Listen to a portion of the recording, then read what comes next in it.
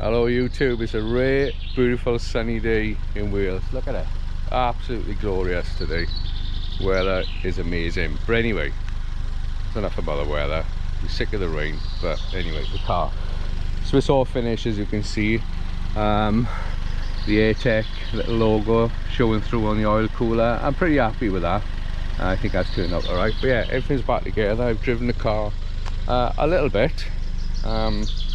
I haven't done an awful lot, but today is more about test driving, doing some logging, and let me explain some things to you. Right, so firstly, in the previous videos people have been saying, oh, you got rid of your Lufi gauge, have you? But no, what happened with that was I ran out of stock and a friend of mine wanted one for a track day, so I sent that one down to him. So I've got my new one ready to go in. I haven't put it in yet. The reason I haven't put that in just yet, because we're going to do some 4-scan logging, so I've got to plug into the OBD. Now the Lufi, as you should know, that just plugs into the OBD. Works on almost any modern car. If you're OBD2, link in the description if you want to buy them. I'm selling them. I've got about 30 odd in stock at the moment. But anyway, back to today. So I've got the laptop.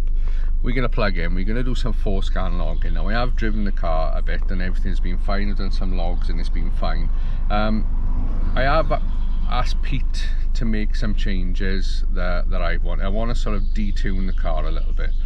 So we're just experimenting with that at the moment and just going to see where it goes. So I've just come out in the house since uploading the files because, as you know, I had the TRS handset. So Pete sent me the changes last night. We're now going to go out and give it a little test drive and see how the car feels. But yeah, the previous runs I've done so far, everything's fine. Engine's running fine. So now you can come and join me on a little login session and see what we come up with.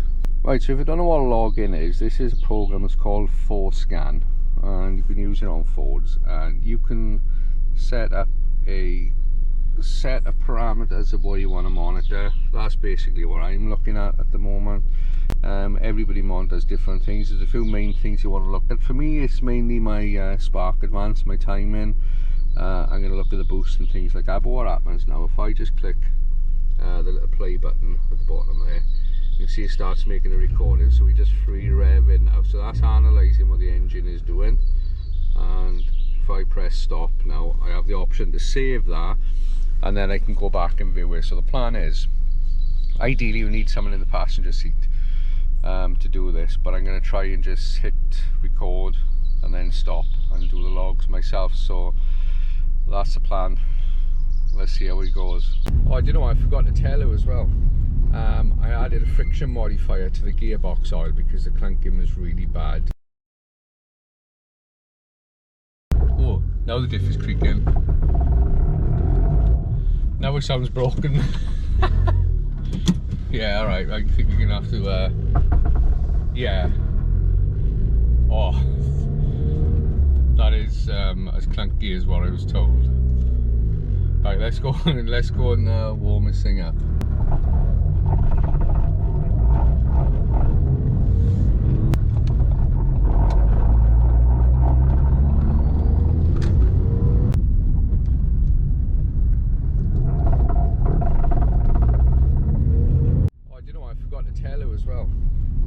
I added a friction modifier to the gearbox oil because the clunking was really bad. I done the wearing procedure, you may have seen me do that. I think I put that on Instagram. When the oil got really hot, the clunking calmed down, but with friction modifier in there now, it is so much better. I put 35 millilitres in of a red line. Fantastic, what a difference. It's made the car drivable on the road now, so I'll give it a little turn around. You may get the odd little clunk because the oil's not really hot, but yeah, it's so much better. Look at that, no huge clunks, just a tiny little bit. Happy with that. Well, the plan is I'm going to do a 3rd gear pull, so we'll go from low down, we'll sweep right through the RPM range, and then we'll have a look back and see what the log looks like. Right, so I'm just going to click start now. Yep, that started. Just let it bog down a little. Full throttle now and just let it do its thing. It's going to record all the data.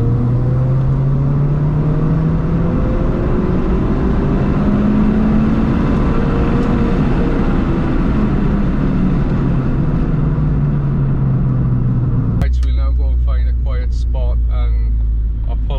and see what that log looks like. Right, so when you're doing a log on your own, it's not easy. I couldn't hit the stop button for a long time after, so there's a lot of log after. Those who will understand logging, you know it's not easy on your own. Really, you need a passenger to hit that start and stop for you. It didn't start is not so bad because you can just put the cursor on the button down there, the play button, and all I've got to do is just press the button and it starts. But I've actually got to move it across to another location to stop it. It's hard, so you've got to make sure you do it safely. But anyway, looking at the log, firstly, I could tell when driving it that there's moments of hesitation and holding back in the rev range, which it didn't have before. So this is on the updates. Now, this is because I went to Pete and I said, look, this is kind of the ignition timing table that I want, and he said this is not what I would normally run, but he's doing it for me. So you have to bear that in mind, right? I'm a dabbler, and I mess with things, as you probably know. So there's issues within the timing. For some reason it's pulling right back and I can feel the hesitation in the car. Overall I'm happy with most of the timing, but let me show you what's going on here. So this pink area here, you can see at 8 now, that's your spark advance. So at 4,200 revs there, we're at 8 degrees of timing. So as I move across, hang on a second, where's it gone? Right, so yes, for some reason I hit something and messed it all up. But anyway, let's go back up here. So where did we say, right, so at 4,500 you're at 9 degrees, right? Now you'll see 2 big massive dips in the pink there that come up, and I can feel that in the way the car drives. So I need to speak to Pete and ask why is that happening. That's not a knock, I don't think, because we're pulling back to 0 degrees at 4,008. So I need him just to tweak that, and then we pull him back again at 5,006, and then as we go up 11 to 12 degrees, it's coming up to 6,500, and then 7,000, 15 degrees. So we need those 2 dips smoothed out, because I can definitely feel that in the way the car's driving. I wasn't sure if it was a misfire at first, but I don't think so. But I'll have Pete look over them logs and we'll try and smooth that out. But what you have to remember, the reason I'm doing this is my use case is different to people who drive on the road. I'm trying to batter this car on track and it's having a hard life, much harder than most of you will drive on the road. So I just want to dial things back, and Pete is doing that for me. So that's the plan I've got anyway, just bring some of the timing down. Boost is a little bit lower than what it was before since I've changed the engine. Now I put a new boost controller, so whereas before I was getting like 1.65 bar at peak, I think now I'm seeing 1.57 at the red line. Let's go back little bit. So yeah, by your luck it's 253, so you take a bar out for atmospheric pressure, whatever it is, so that's 1.53 bar we're hitting, which is, you know, it's quite low boost really. So what I'm going to do, I'm going to do a bit more logging. I'm going to send these off to Pete and we'll come up with something that's a bit smoother, I'm sure. But anyway, just thought I'd give you an update on what's going on with the car since it's been finished. But yeah, that's the end of the video. Thank you for watching, thanks for all the support. Don't forget, buy a Lufi gauge off me. I've got loads I want to get rid of. I have got a video on the look back and you'll see a specific, easy for you to say, a specific video showing how everything works, so go and take a look. But anyway, that's it for this video. Thanks for watching. Do it for Dale and we will freaking see you later.